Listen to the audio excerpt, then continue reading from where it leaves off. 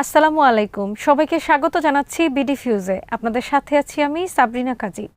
ছোট প্রতিবেশী দেশগুলোর উপর ভারতের খবরদারির স্বভাব পুরনো। এই দেশগুলোর তালিকায় নেপালও রয়েছে। ভারতের সশস্ত্র বাহিনীর গুর্খা রেজিমেন্টগুলোতে বহু নেপালি গুর্খারা চাকরি করছে। অবসরের পর যারা নেপাল ফিরে গেছেন তাদের পেনশনও দিচ্ছে ভারত সরকার। তাছাড়া স্থলবেষ্টিত হওয়ার কারণে পণ্য পরিবহন সহ বহু বিষয় ভারতের উপর নির্ভর করতে হয় নেপালকে। এই সব কারণে ভারতের নির্দেশনাকে সবসময় পুরোপুরি অগ্রাহ্য করতে পারে না কাঠমান্ডু। কিন্তু নেপালিরা স্বভাবগতভাবে স্বাধীনতাকামী। ভারতের খবরদারিকে তাই তারা ভালোভাবে দেখে না। তাছাড়া নেপালের কমিউনিস্টদের উপর চীনের প্রভাব রয়েছে। ভারতও তাই কাঠমান্ডুকে সবসময় দমিয়ে রাখতে পারে না। ভারতের আধিপত্যবাদী মানসিকতার মোকাবেলা কিভাবে করছে নেপাল, তাই নিয়ে দেখুন আজকের প্রতিবেদন।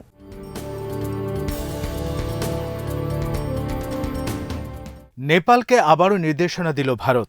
সম্প্রতি দিল্লি কাঠমান্ডুকে বলেছে, বিহারের জয়নগর থেকে নেপালের কুর্থা পর্যন্ত যে ৩৫ কিলোমিটার রেল লিঙ্ক তৈরি হয়েছে, অন্য কোনো দেশ এই রেল লাইন ব্যবহার করতে পারবে না। কারণ হিসেবে তারা নিরাপত্তা সমস্যার কথা উল্লেখ করেছে। এই ৩৫ কিলোমিটার রেল লাইন আগে ন্যারো গেজ ছিল। ভারত সেটাকে ব্রডগেজে রূপান্তরিত করে চলতি বছরের অক্টোবরে নেপালের কাছে হস্তান্তর করেছে।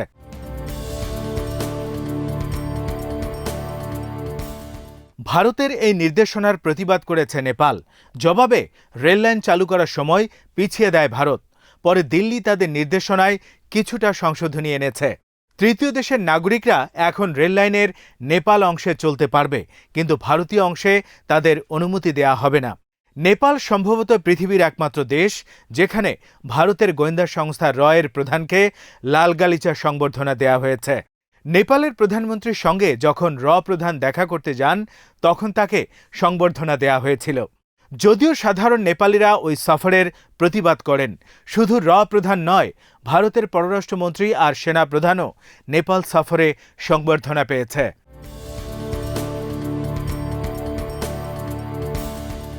অথচ সফরে গিয়ে তারা প্রভুসুলভ আচরণ করেছেন। কি কাজ করতে হবে নেপালকে তার তালিকা ধরিয়ে দিয়েছেন তারা। উদাহরণ হিসাবে ভারতের সেনাপ্রধানের কথা ধরা যাক। তিনি কাঠমান্ডু গিয়ে নেপালের প্রধানমন্ত্রীকে মনে করিয়ে দেন যে তাদের ১,৩৬,০০০ পেনশনভোগীর পেনশন দিচ্ছে ভারত। ভারতীয় সেনাপ্রধান পেনশনভোগীদের সাথে অবাধে মেলামেশাও করেন, যেন নেপাল একটি উপনিবেশ আর সেখানে তিনি ভাইসরয়।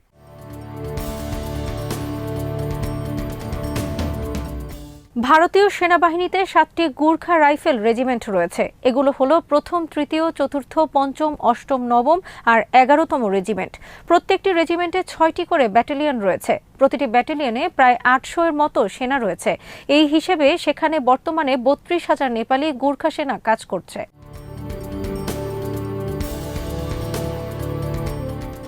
ভারত ও ব্রিটেনে ভাড়া করা সেনা হিসেবে নেপালিরা কাজ করে আসছে। এটা নিয়ে নেপাল সন্তুষ্ট নয়। গুর্খা সেনা এই দুই দেশে পাঠানোর জন্য ত্রিপক্ষীয় চুক্তি হয়েছিল। নেপাল এখন সেই চুক্তি সংশোধন করে সেনা পাঠানো বন্ধ করতে চায়। ১৯৬২ সালে চীন আর ভারতের মধ্যে যে সীমান্ত সংঘাত হয়েছিল, সেখানে আগাগোড়া ভারতের প্রতি অনুগত ছিল গুর্খারা। যদিও সে সময় চীনারা প্রতিদিন লাউড স্পিকার বাজিয়ে গুর্খাদের সাবধান করত।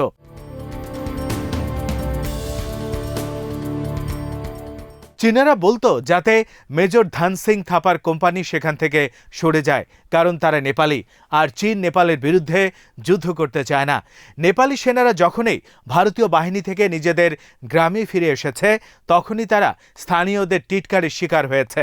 ১,২৭,০০০ ব্যক্তির পেনশন এবং চাকুরিরত সেনারা নেপালে যে রেমিটেন্স পাঠান, তার পরিমাণ প্রায় ৪,৬০০ কোটি রুপি।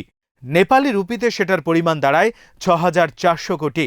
এই অঙ্কের অর্থটা নেপালের প্রতিরক্ষা বাজেটের চেয়েও বেশি। নেপালের সর্বশেষ প্রতিরক্ষা বাজেট ছিল ৩,৬০১.৮০ কোটি নেপালি রুপি। তবে ভারতের উপর নেপালিদের এখনও ক্ষোভ রয়েছে।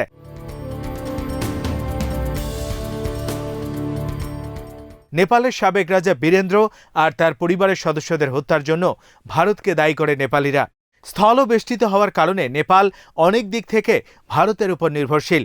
এর আগে অন্তত ৪ বার নেপালে পণ্যের সরবরাহ আটকে দিয়েছে ভারত।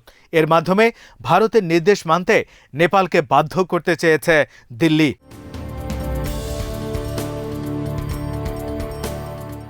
নেপালের ভৌগোলিক অবস্থান তিব্বতের ঠিক সাথেই, সে কারণে সম্পর্কের ক্ষেত্রে চীন আর ভারতের মধ্যে ভারসাম্য রাখতে হয় কাঠমান্ডুকে।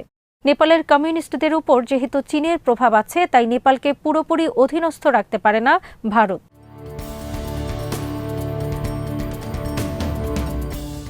নেপালের প্রধানমন্ত্রী ওলিকে অনুগত রাখার ক্ষেত্রে ভারত সবসময় সমস্যায় পড়েছে। ওলি হল সেই ব্যক্তি যিনি জাতীয় মানচিত্র সংশোধন করে বিতর্কিত অঞ্চলগুলোকে নেপালের অন্তর্ভুক্ত করেছেন, অথচ ভারত এই অঞ্চলগুলোকে নিজেদের অংশ মনে করে। পরে নেপালের সুপ্রিম কোর্ট ওলিকে বহিষ্কার করে পরবর্তী নির্বাচন পর্যন্ত শের বাহাদুর দেউবাকে প্রধানমন্ত্রী নিয়োগ দেয়। তখন স্বস্তির নিঃশ্বাস ফেলেছে ভারত।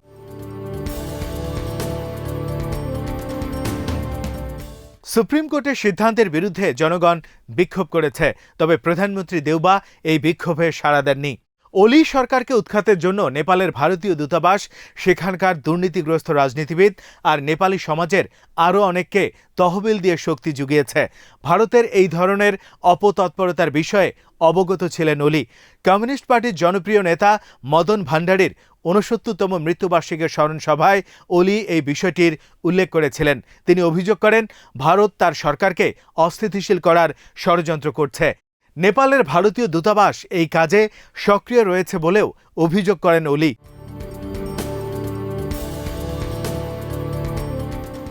তিনি দাবি করেন, যখন তিনি নেপালের মানচিত্র সংশোধন করেছেন, তখন থেকেই তার বিরুদ্ধে ষড়যন্ত্র শুরু হয়েছে।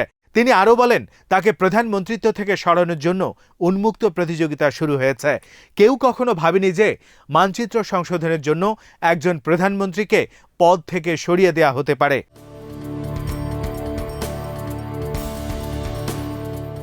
ভারতকে বারবার বলেও সাড়া না পাওয়ার পরেই কেবল নেপাল মানচিত্র সংশোধন করেছিল। সে সময় ভারতের প্রতিরক্ষা মন্ত্রী রাজনাথ সিং আরেক কাঠি এগিয়ে যান।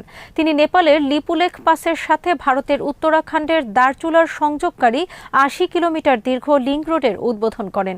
ভারতের সেনাপ্রধান ওলিকে নিয়ে উদ্ধতপূর্ণ মন্তব্য করেন। তিনি বলেছিলেন, ওলি চীনের ইঙ্গিতে ভারতের বিরুদ্ধে কাজ করছেন। ৩টি নতুন ভূখণ্ড ভারতের সাথে যুক্ত করেও থেমে থাকেনি দিল্লি। সুস্তা, ত্রিবেণী সুস্তা এবং নিচলাউলের কাছে লুম্বিনী এলাকার আরও ১৪,০০০ হেক্টর জমি ভারতের অন্তর্ভুক্ত করেছে ভারত।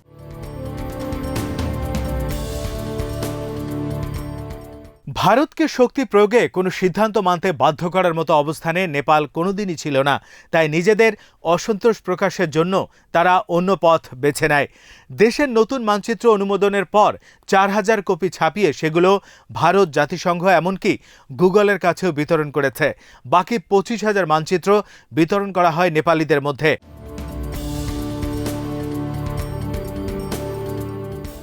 স্বাধীনতা পরবর্তীকালে ভারত যেসব যুদ্ধে অংশ নিয়েছে, সেখানে বীরত্বের সাথে লড়েছে গুর্খারা। এইসব যুদ্ধের মধ্যে রয়েছে ১৯৬৫ ও ১৯৭১ সালের ইন্দো পাক যুদ্ধ, ১৯৯৯ সালের কার্গিল যুদ্ধ এবং ১৯৬২ সালের চীন ভারত যুদ্ধ। এর বাইরে শ্রীলঙ্কার শান্তি মিশনেও সাহসী ভূমিকা ছিল গুর্খাদের। যুদ্ধে গুর্খাদের সাধারণ স্লোগান হল, জয় মা কালী, আয়ো গুর্খালি।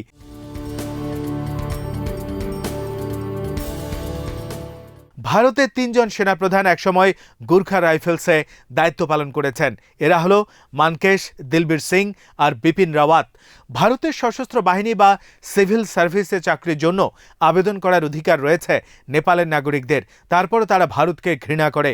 চীনের সাথে মিত্রতা নিয়ে বরং অনেক বেশি স্বাচ্ছন্দ্য বোধ করে তারা।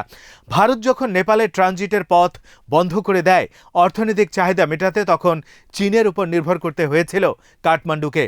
তাছাড়া নেপালে যেসব ভারতীয় অবৈধভাবে বাস করছে, তাদেরকে নাগরিকত্ব দেওয়ার জন্য কাঠমান্ডুকে সবসময় চাপ দিয়েছে ভারত। অর্থনৈতিক দুর্দশা থাকলেও নেপালিরা চরমভাবে স্বাধীনতাকামী। ওলি যখন নতুন মানচিত্র তৈরির সিদ্ধান্ত নেন, তখন নেপালের অধিকাংশ রাজনীতিবিদ তাকে সমর্থন দিয়েছিলেন। তাদের মধ্যে বর্তমান প্রধানমন্ত্রীও ছিলেন। ভারত তাই কোনোদিনই নেপালকে তাদের সামনে পুরোপুরি নত করতে পারবে না।